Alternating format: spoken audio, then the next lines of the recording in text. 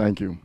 Let me first of all congratulate Media General for your contribution to the economic dialogue. I think that you are wrong in one respect, that you have the best brains. The brains are sitting there. But definitely this brain is old. And I see Honorable Fifi Kwete here. You are welcome. We used to debate and battle on issues of economic policy, and I'm happy to see that some policy makers take advantage of some of these, your dialogues.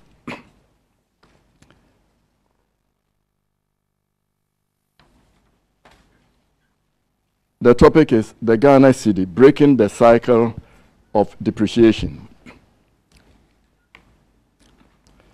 The current media focus and discussion of the depreciation of the cedi is evidence that the average Ghanaian cares about the macroeconomic stability.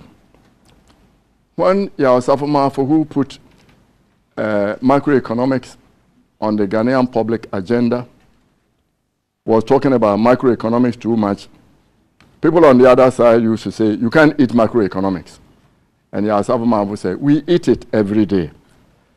And our meeting here is evidence that we all eat macroeconomics.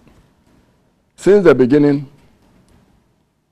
the end of, say, the 20th and the beginning of the 21st century, macroeconomic stability has been one of the key goals of every government, and especially stabilizing the cedi.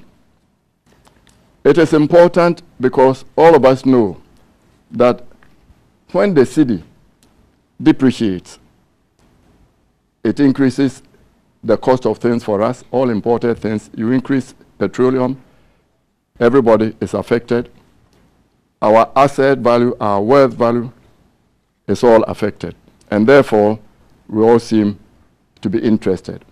And when the cedi jumps from 5 to 5.5, that means a 10% increase in the number of cedis we need to be able to purchase $1.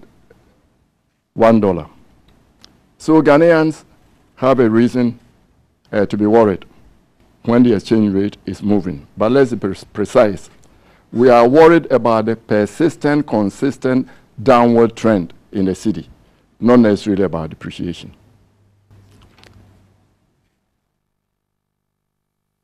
If we focus on the depreciation, then our focus might be misplaced. If we had built a modern manufacturing exporting nation, a cedi depreciation would have translated into more cedi proceeds to exporters. So while the exporter who exported $100 worth will be getting 10 cedis, will be coming back from his bank laughing all the way, the importer whose cost would have gone up by 10 cedis on every 100 will be rushing to the bank to negotiate an overdraft facility to meet his new bills. So cedi depreciation is not the unmitigated national disaster that we make it to be. There are two sides. It could be signaling, a signal that we need to move into other sectors of the economy because where we are is socially not good. So be a signal. It's also a symptom that all is not well with the management of the economy. And therefore, we have to be able to use it as the signal that it is, a headache. So we have to go and treat the source, not the symptom.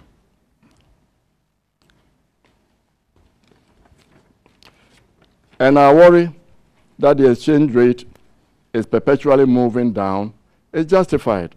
Let's take just a little minute to take a look at it. 1969, one cedi, and these are our hard-earned cedis that we are exchanging for dollars for imported goods.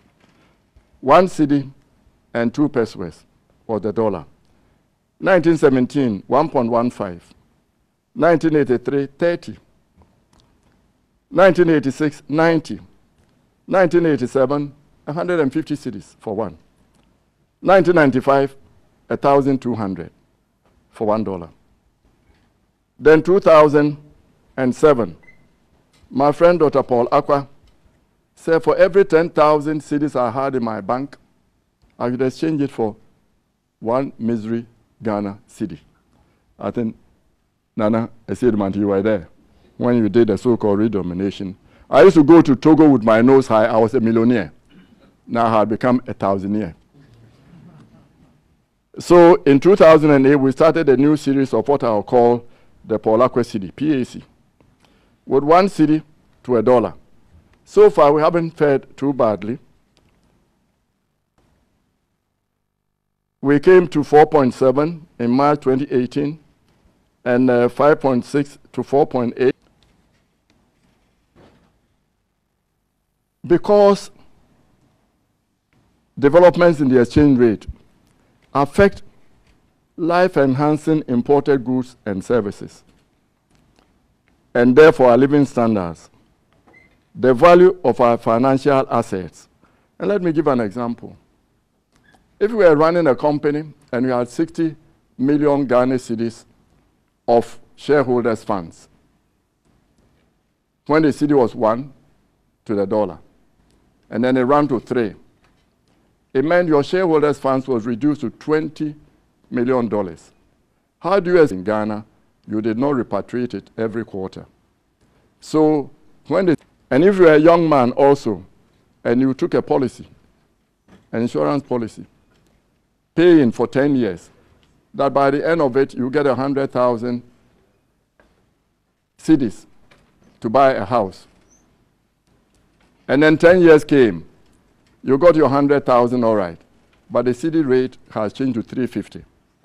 You get $300. You can't even buy paint to buy the house you didn't get. That exactly happened to me. So the cedi depreciation is serious, and it should be discussed seriously, not for political point scoring, because it affects all our lives.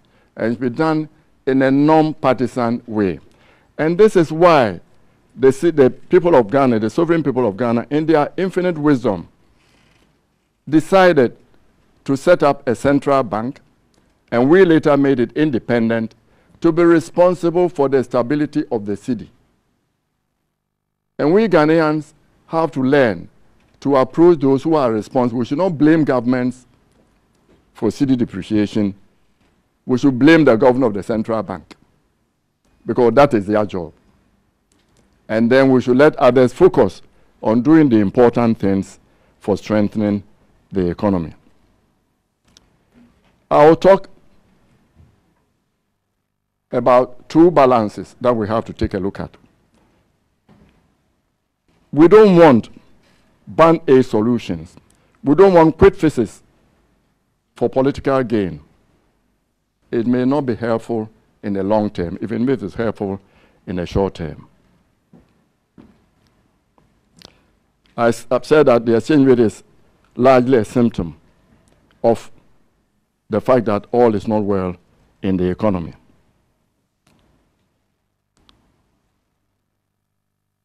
We as consumers, because that's what we are also the voting public, we make demands on the government for goods and services.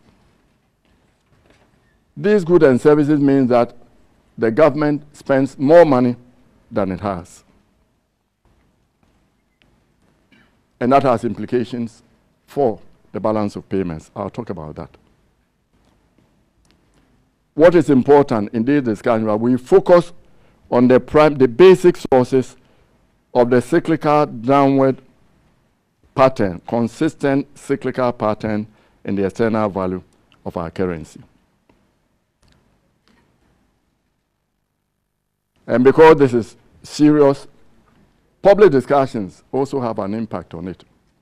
If the radio stations are talking about the cedi depreciating, people sitting outside, you say there's a fire in your house. They don't know how big the fire is. All they hear is that, the cedi is running amok. And then they keep their balance, their foreign exchange in their pockets, and it will not be here to support us to do that. So we have to be very careful when we are talking about the depreciation of the cedi. Let me assure you that there is no divine direction that the cedi must continue on this historically consistent downward pattern with frequent uncomfortable and media headline grabbing spikes of depreciation. It is not like death and taxes that have to be endured with resignation. It is the result of human activities, and all human constructs can and should be managed to yield optimum benefits. It is not seasonal, like some of us are saying. I sent a diagram to Etonam. I'm sure she didn't read her mail, so she probably didn't get it. I want to show you what was happening. There's a feeling that quarterly, the first quarter, is always problematic. So I'm saying it's not like flu that you have to give injection seasonally to cure, or pass laws to force people not to be able to repatriate their dividends in that season. So it is not flu that requires or calls for vaccination in the form of injection of our scarce and foreign exchange to just bring it down small. It's like putting your hand on a tap of water. If you lift it, it will flow, and it's a waste of resources. After, let's take a look at two national balances. First is the government revenue and expenditure details, because that has an implication for the deficits that come, and therefore, because it's financed by taking treasury bills or borrowing externally, it means the government is competing with Tony Otinjesi here for savings that he could use to expand his business to minimize the import content of generation of electricity. Government revenue and expenditure balances have become almost structurally difficult. It's become a structural problem, a structural pattern with recurrent fiscal deficits. But the story may not be normally at its put. It's not a revenue mobilization matter. Public revenue as a percent of GDP was raised from 6% 1983. It's the worst of our history, economic history. Public revenue was 6% in 1983. It was raised to 15% of GDP in 1984. But the public expenditure remained high. It had been 11% in the bad days. It increased to 19%. So there's always a 5 percentage point difference, which means that somebody has to finance it. And now, quote from Ernest Aite and Ravi Campbell's edited book, The Economy of Ghana, 60 years after independence, page 63. And he quotes, and I quote, "Overspending without moves to create strong and reliable public revenue base has resulted in an ever-present budget deficit, which has been consistently funded by domestic and international borrowing." This has been the problem. So take a look in your eye, public revenue and expenditure. And we make the demands on politicians. And if you take the expenditure every year before the election, we go on a bench and we are there. We want them to spend it to win the election. And then we take about 2 years to get out of our drunken stupor for the monies we spend to stabilize the economy. The second account I want us to take a look at is the external trade account. Changes in the external value of the currency is primarily a reflection of what we as Ghanaians produce here and what we want others abroad to give us as products in exchange for what we export to them. And when there is a gap, then we have a problem, how to finance it. Over the years, the gap between our imports of goods and services and our exports has been wide and threatens to worsen. In 1960, exports of goods and services stood at 28% of GDP. and at 35% in 2017. Imports of goods and services over the same period amounted to 35.5% of GDP and 38.4% respectively. So you see there's a gap in what we import and what we export. The trend is not unnatural, and it's expected of a developing country like Ghana, as we import equipment and machinery to build our infrastructure and the factories and raw materials to produce for consumption. It means we need to attract foreigners with a stable, predictable, and sustainable macroeconomic environment to encourage them to lend us the additional resources that we need to bridge the resulting foreign exchange gap. So the issues we need to focus on is embedded in the import-export imbalance. It's a structure of our economy. It's commodity-based and import-dependent. Our commodities of cocoa, gold, and oil are susceptible to wide fluctuations that give external shocks to our economy. For example, as long as I've lived, cocoa prices have always been $1,500 to about $3,500 per ton. In the 1960s, 70s, when I was a young man, I buy my car, Golf, 2,000 cedis, dollars, beg your pardon. Now, it's about $28,000, $30,000. Manufactured goods prices go up. Ours do not, they say. And most of our historical crises have been because our commodities goods, gold, cocoa, prices go down. 1960, by the time of the coup, that was the main problem. Prices have dropped. And the 2007, we were getting into oil, prices dropped, and that causes financial difficulties for us. So the restructuring of our economy is important. If we don't restructure our economy, then the problems of the 1960s, 1980s, when cocoa prices dropped, 2007 will be there. But these can be managed. We've talked about counter-cyclical budgeting. So if cocoa is your main export, you take an average price, so I'm going to assume that $2,000 per ton. So when years come and it's $3,500, you take $1,500 and put it aside. So that when the time comes and it goes to maybe less than 1,000, you bring what you put aside to do that, which means physical discipline. You need discipline to do counter-cyclical budgeting.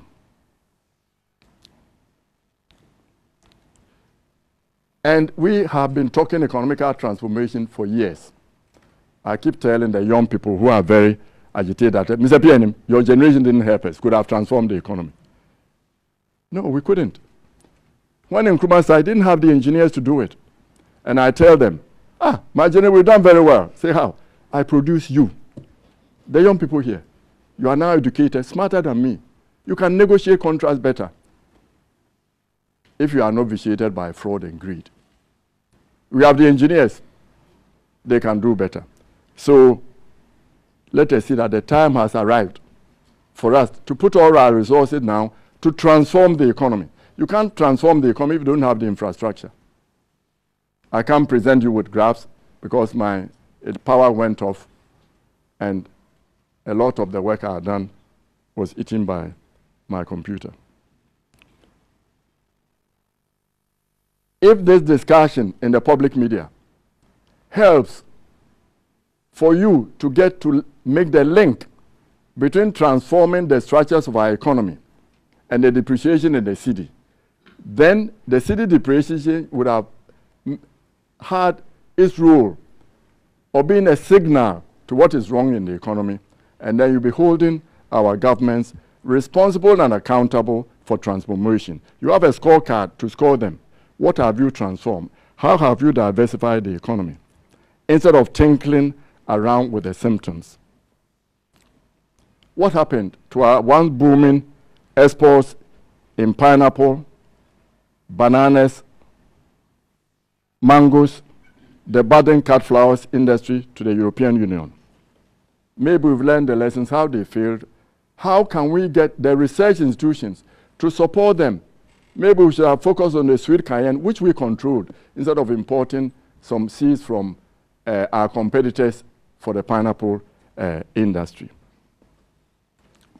So a key supportive measure for working towards a stable currency is fiscal discipline in terms of expenditure controls. If government controls the spending and get value for money, it is important. And I hope you, the press, will hold governments accountable and responsible. How many kilometers of road, how much money, cities are you going to spend to build a kilometer of road? Let's do that. If somebody goes to negotiate power for us, not are you giving us a generation plant, 20 cents per kilowatt hour, let's hold them accountable and responsible, because that's how we get value for money, and that will surely help us be able to manage our currency, because there will be fiscal discipline. So the critical part is to shift the management of the economy to revenue not from revenue mobilization, including raising external debt, to focus on expenditure controls, volume of money for funds spent, and the use of all loans for infrastructural development, which increases productivity, not for consumption. If the head of your family was borrowing money for chop money, you tell him, it is not good to use loans for consumption. We have to use it for transforming the economy, so that we build a resilient, technology-driven modern economy. This we have not tried in a consistent and persistent manner, and that we need to do. And fiscal discipline is what will be the thing to take us there. Let me clear some cobwebs. Some of the ways we've tried to stabilize the city have not worked. We've tried exchange control. We tried multiple exchanges. We tried a crawling peg. You know, you put a peg like a car going down the slope, like it used to be in my village.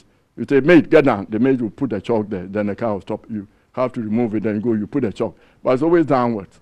We don't need that. We've tried everything until we moved in 1992 towards a market-determined one. In 1988, we brought the two black market, some of you who are old enough, the black market rate and the official rate together. That's when we set up the forest bureaus to try to mobilize the dollars in the private sector to put it in the main sector. Now we have a market-determined one. And the central bank sometimes has moved in with $700 million to stabilize the city. It is the most useless and disgraceful use of our hard-earned foreign exchange. That should be used for transforming the economy. Instead of using that, you can use it for processing tomatoes so that we don't import, for rice so that we don't import.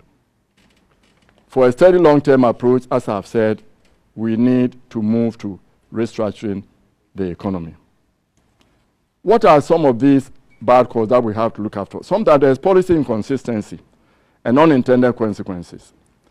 If we were having reserves, big reserves, then Bank of Ghana will indicate we have reserves, and it may lead to an appreciation of the city. And please do not pray for the city to appreciate. It will make our globally competitive industries non-competitive.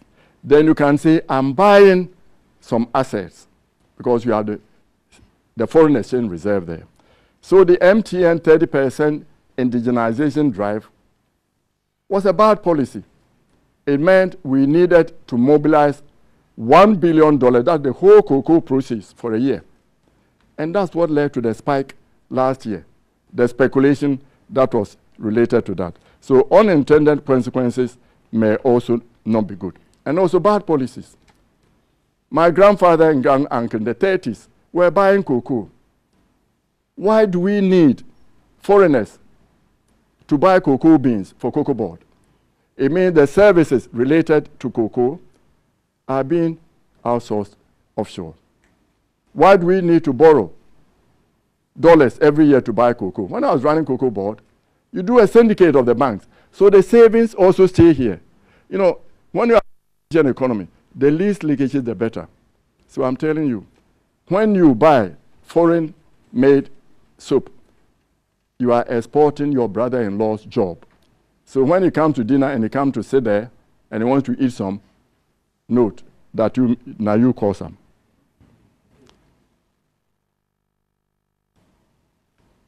Lack of suitable saving instruments. With the clearing of the banks, most people were putting their deposits where they get a positive rate of interest. And those were the struggling banks were giving 32%. The big good banks were giving 18%.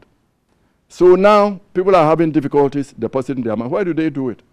The safest, most productive way, cyclically, where you get a return on your savings, is foreign exchange. So people will be moving into foreign exchange also as a store of value. So we should watch out for that one. And of course, if you run an economy that is full of corruption, people wanting places to hide their ill-gotten goods. And if you try to do exchange control, I say we try once, block all our dollar balances. Our dollar balances, 2 minutes. Okay, I'll finish. Our dollar balances are here. It's good that all of us have our dollar balances here. If you say we don't keep it, we keep it in London, and the US is not available. So that is also not the way to go. So the media can help to achieve expenditure control, value for money,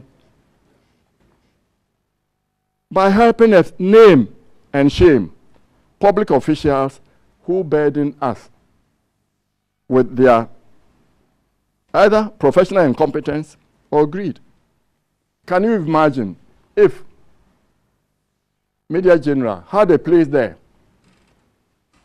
where you have the minister who negotiated that bad contract, the leader, majority leader in parliament, who piloted that bad contract into law, and the speaker who presided over it?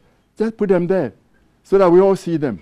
Let's name and shame them. I thank you for your patience.